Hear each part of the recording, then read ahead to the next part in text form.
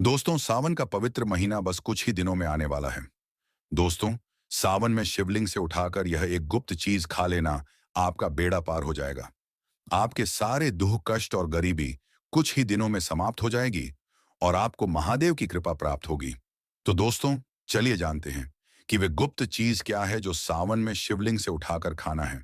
भक्तों, सावन के पवित्र महीने में जो बेलपत्र होता है वह गंगा जल से भी ज्यादा पवित्र हो जाता है।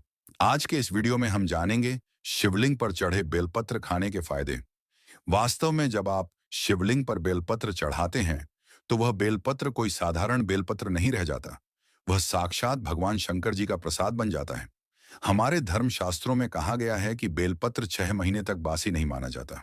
इसका एक बार प्रयोग करने के बाद, अर्थात इसे एक बार शिवलिंग पर चढ़ाने के बाद धोकर पुनः चढ़ाया जा सकता है 6 महीने तक।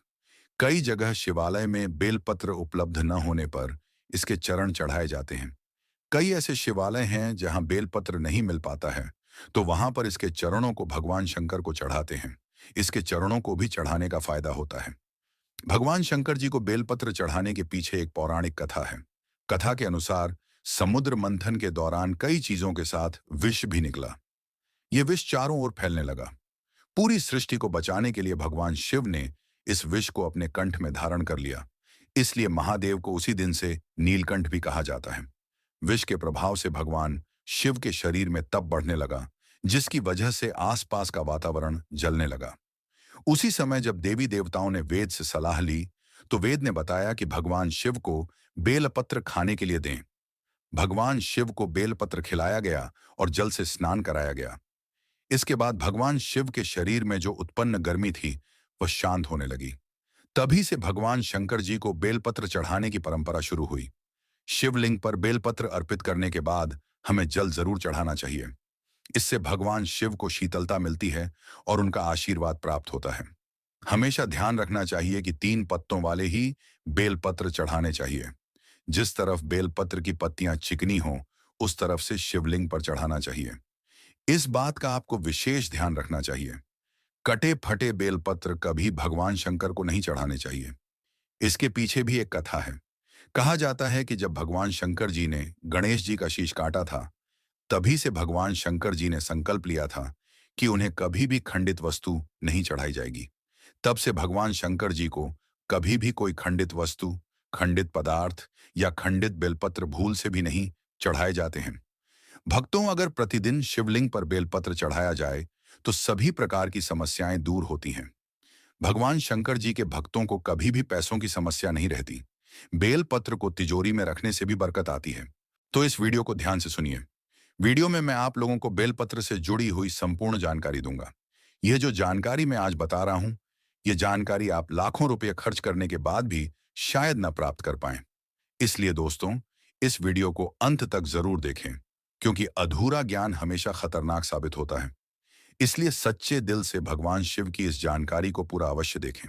साथ ही वीडियो को लाइक करके कमेंट में हर हर महादेव जरूर लिखें। तो भक्तों, आइए जानते हैं बेलपत्र संबंधित कुछ विशेष जानकारियां। दोस्तों, जो बेलपत्र हैं उन्हें कुछ समय और कुछ विशेष तिथियों में नहीं तोड़ना चाहिए। हमारे धर्म शास्त्रों में कहा गया है कि बेलपत्र को हमेशा चतुर्थी, अष्टमी, नवमी, दशमी, अमावस्या, पूर्णिमा और संक्रांति जैसे दिनों में नहीं तोड़ना चाहिए। और यह भी कहा गया है कि सोमवार के दिन बेलपत्र को कभी भी नहीं तोड़ना चाहिए। ऐसे में जब सावन का पहला सोमवार पड़े तो यह बात गांठ बांध लें कि सोमवार आने से पहले बेलपत्र घर में जरूर लाकर रखें। शिवजी का खासकर सोमवार के दिन वास माना जाता है, क्योंकि बेलपत्र के संपूर्ण हिस्से में भगवान शंकर जी का वास माना गया है। इसके मूल अर्थात जड़ में ब्रह्मा का वास होता है। इसके मध्य भाग में भगवान विष्णु जी का वास माना जाता है और इसकी पत्तियों में महाशक्ति का वास माना जाता है। इसलिए ध्यान रखना कि कभी सोमवार के दिन बेलपत्र नहीं तोड़ना चाहिए। चाहे सोमवार का व्रत हो या सावन सोमवार हो, बेलपत्र आप पहले से तोड़कर रख लें। दोस्तों, इसके अलावा प्रतिदिन दोपहर के बाद भी बेलपत्र नहीं तोड़ना चाहिए। ऐसा हमारे धर्मशास्त्रों में लिखा गया है। अगर तोड़ते हैं तो इससे पाप लगता है। बेलपत्र की उत्पत्ति कैसे हुई, आइए जानते हैं। पुराणों के अनुसार एक बार माता पार्वती के पसीने की कुछ बूंदें मढ़ौरांचल पर्वत पर गिर गईं, जिससे एक पौधा उत्पन्न हुआ जो बाद में बेलपत्र के नाम से जाना जाने लगा और पूजनीय बन गया। तो आइए इस वीडियो में जानते हैं दर्शकों, बेलपत्र खाने के फायदे। ये बहुत ही सुंदर वीडियो है, बहुत ही उपयोगी जानकारी है।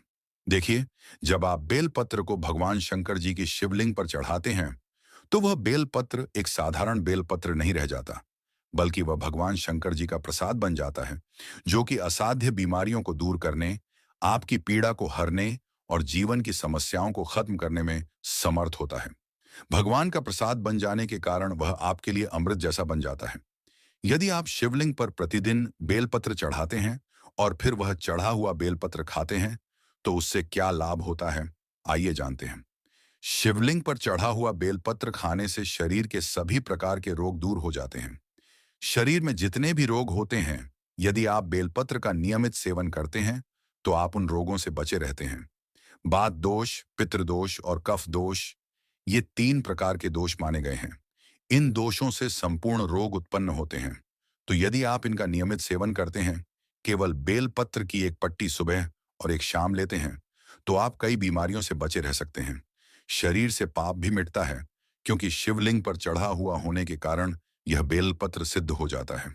जो लोग गौ हत्या जैसे पापों से परेशान हैं, जिनसे अनजाने में भयंकर पाप हो गया है और वे पश्चाताप करना चाहते हैं, उन्हें कम से कम 2 महीने तक बेलपत्र का नियमित सेवन जरूर करना चाहिए।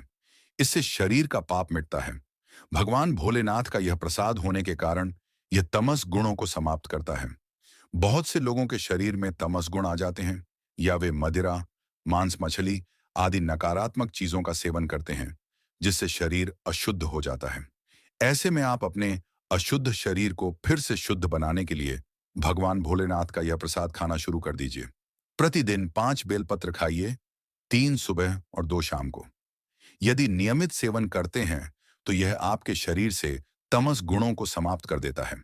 इसके बाद यह भी कहा गया है कि बेलपत्र खाने से भाग्य बलवान होता है।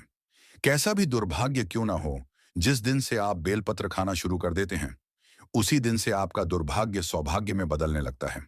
आपकी किस्मत आपके अनुसार चलने लगती है।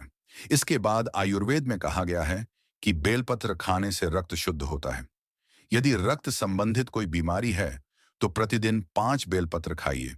यदि शुरुआत में आप एक साथ 5 बेलपत्र नहीं खा पाते हैं, तो धीरे धीरे इनका सेवन बढ़ाइए। पहले दिन 1, दूसरे दिन 2, तीसरे दिन 3, इस प्रकार संख्या धीरे धीरे बढ़ाइए। यदि आप एक दिन में 5 बेलपत्र नहीं खा सकते, तो कोई बात नहीं, लेकिन धीरे धीरे संख्या बढ़ाइए। इससे रक्त शुद्ध होता है, शरीर का फिल्टरिंग होता है और संपूर्ण शरीर से रोग, दोष, पितृदोष या रक्त संबंधित सभी समस्याएं दूर हो जाती हैं। इसके बाद यदि आप केवल 1 ही महीने तक नित्य शिवलिंग पर चढ़ा हुआ बेलपत्र खाते हैं, तो आपकी इच्छाएं पूर्ण होती हैं। भक्तों, यदि कोई व्यक्ति 6 महीने तक लगातार शिवलिंग पर चढ़ा हुआ बेलपत्र खाए, तो उसे भूत, भविष्य और वर्तमान देखने की सिद्धि प्राप्त हो जाती है। यह देखने की सिद्धि प्राप्त हो जाती है।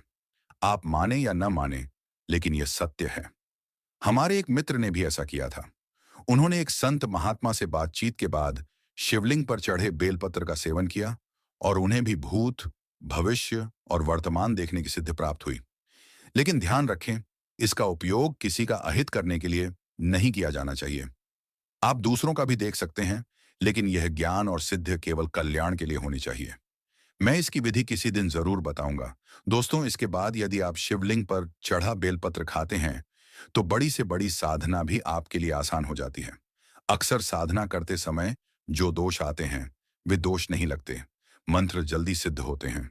शिवलिंग पर चढ़ा हुआ बेलपत्र यदि आप नियमित रूप से खाते हैं, तो भगवान शंकर द्वारा कलयुग में प्रदत्त मंत्र भी शीघ्र सिद्ध हो जाते हैं।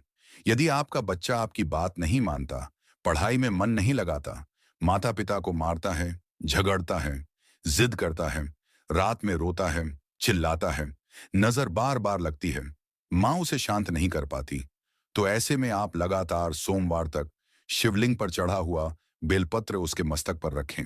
बच्चे का विकास बहुत अच्छा होता है और भगवान शिव की कृपा से ऐसा बालक माता पिता की बातों का विरोध नहीं करता। वह बालक भगवान शिव की तरह भोला और शांत हो जाता है। लेकिन शिवलिंग से बेलपत्र उठाने से पहले भगवान शिव से आशीर्वाद अवश्य लें और अपने बच्चे का नाम भी अवश्य लें। दोस्तों, यदि कोई व्यक्ति 21 दिनों तक बेलपत्र खाता है, तो उसका दुर्भाग्य दूर होकर सौभाग्य में बदल जाता है। यहां तक कि अगर आपको नवग्रहों की पीड़ा है, जैसे शनि, राहु, केतु आदि, जो अक्सर लोगों को प्रभावित करते हैं, और यदि आप उनमें से हैं, तो शिवलिंग पर चढ़ा बेलापत्र नियमित रूप से खाना शुरू कर दीजिए। आप यज्ञ, हवन, पूजन आदि पर बहुत पैसा खर्च करते हैं, फिर भी ग्रहों की पीड़ा शांत नहीं होती, तो केवल एक काम करिए, प्रतिदिन 5 बेलपत्र खाइए। आप केवल 1 महीने तक ऐसा करिए। इससे नवग्रहों की पीड़ा दूर होना शुरू हो जाती है। इसके बाद यह देवी देवताओं की कृपा अथवा कुप्रभाव दोष को भी दूर करता है। यदि आपके जीवन में कोई दैवी बाधा है, कोई देवी देवता कुपित हैं, तो उनकी दृष्टि से होने वाली पीड़ा भी इससे समाप्त होती है। कई बार हमारे कुल देवता ही क्रोधित हो जाते हैं और जीवन में बाधाएं डालते हैं। ऐसे में भी यह उपाय अत्यंत लाभकारी है।